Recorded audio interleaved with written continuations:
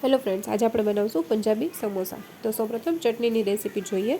મીઠી ચટણી માટે આપણને જોશે ખજૂર, ઠળિયા કાઢેલો, 1 કટકા જેટલો ગોળ, આંબલી સ્વાદ પ્રમાણે। આ બધાને ગરમ કરવા માટે એક તપેલીમાં રાખી દઈશું અને એમાં 1 ગ્લાસ જેટલું પાણી એડ કરશું। ત્યારબાદ આપણે એમાં થોડું ધાણા જીરું, થોડું મરચું, થોડો ગરમ મસાલો અને સ્વાદ અનુસાર મીઠું એડ કરશું આપણે। અને આ ચટણીને આપણે એમાં જ્યાં સુધી ઉભરો આવે ત્યાં સુધી ઉકાળવાની છે। તમે જોઈ શકો છો આ રીતે આપણે ચટણીને એકદમથી ઉકાળવાની છે। ત્યારબાદ આને ઠંડી પાડી અને મિક્સરમાં આપણે ગ્રાઇન્ડ કરી લઈશું। તો આ રીતે બધું જોઈ શકો છો તમે, સરસ એકદમ ચડી ગયું છે પાણીની અંદર। તો હવે ચટણીને આપણે ગ્રાઇન્ડ કરી લઈશું મિક્સરની અંદર। ફટાફટ ગ્રાઇન્ડ થઈ જશે, ઠરી જશે, ત્યારબાદ વાર નહીં લાગે। તો આપણી ચટણી રેડી થઈ ગઈ છે, તમે જોઈ શકો છો આ રીતની કન્સિસ્ટન્સી છે એમાં। હવે તેમાં થોડા કોથમરીના ડાળખા નાખી અને મેં ચટણીને થોડી ગાર્નિશ કરી છે। ત્યારબાદ હવે તીખી ચટણી માટે જોશે સૂકા મરચાં 8 થી 10 નંગ જેટલા, લસણ 7 થી 8 નંગ જેટલું, સ્વાદ અનુસાર મીઠું, થોડી મરચાંની ભૂકી અને થોડું પાણી, જે રીતની આપણે કન્સિસ્ટન્સી જોઈ એ રીતનું પાણી એડ કરી આપણે ચટણીને પીસી લેશું। તો હવે આપણી લાલ ચટણી પણ રેડી થઈ ગઈ છે ફ્રેન્ડ્સ, તમે જોઈ શકો છો।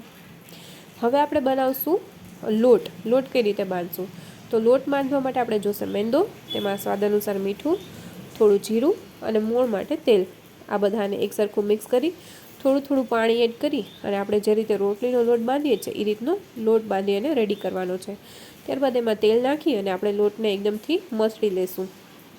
લોટને ખૂબ જ મસળવાનો છે, તમે જોઈ શકો છો મારો લોટ બંધાઈ ગયો છે। હવે આપણે એને થોડીવાર માટે ઢાંકી દઈશું। ત્યારબાદ હવે આપણે મસાલો રેડી કરશું। મસાલા માટે આપણે જોશે થોડું તેલ, ત્યારબાદ એમાં આપણે થોડી રાઈ એડ કરશું। રાઈ આપણે થોડી તતડવા દેવાની છે।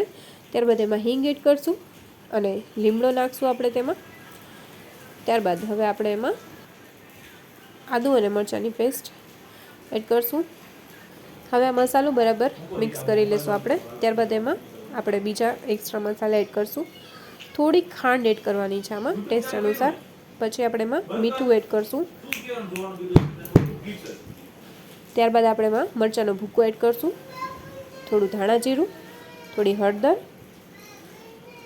અને ગરમ મસાલો આપણે થોડો એમાં વધારે એડ કરશું। ત્યારબાદ છીણેલું ટોપરાનું ખમણ એડ કરી આ બધાને એકદમ મિક્સ કરી લઈશું।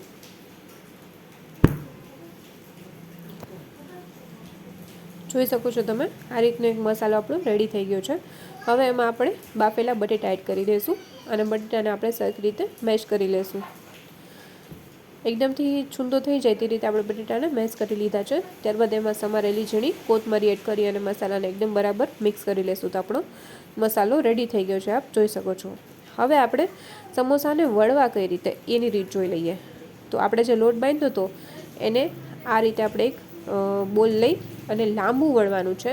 રોટલીને જેમ આપણે ગોળ વણીએ એવી રીતે નહીં, તમે જોઈ શકો છો એ રીતે આપણે એકદમથી લાંબુઓનું એક પડ બનાવવાનું છે। ત્યારબાદ બે સાઈડ સરખું રહે એ રીતના આપણે એને વચ્ચેથી કટ કરશું। પહેલાં એક સાઈડને, બંને સાઈડ જોઈ શકો તમે એકદમ બરાબર રહે એ રીતે રાખી તેમાં થોડું પાણી લગાડી અને બે સાઈડના ભાગ આપણે ચોંટાડી દેવાના છે। એ દાબવાનું છે, જો તેલની અંદર ખુલી જશે તો આપણું બધું તેલ બગડશે અને મસાલો બી બધો બહાર નીકળી જશે। ત્યારબાદ આપણે એમાં મસાલો ફિલ કરશું। મસાલો તમે જે રીતનું સમોસું બનાવો છો એ રીતનો તમારે જેટલો જોઈએ એ પ્રમાણે તમારે તેની અંદર મસાલો ફિલ કરવાનો છે। તો હવે આપણે એની અંદર મસાલો તમે જોઈ શકો છો એ રીતે ફિલ કરીએ છીએ। ત્યારબાદ ઉપરની સાઈડ બી આપણે પાછું પાણી લગાડવાનું છે,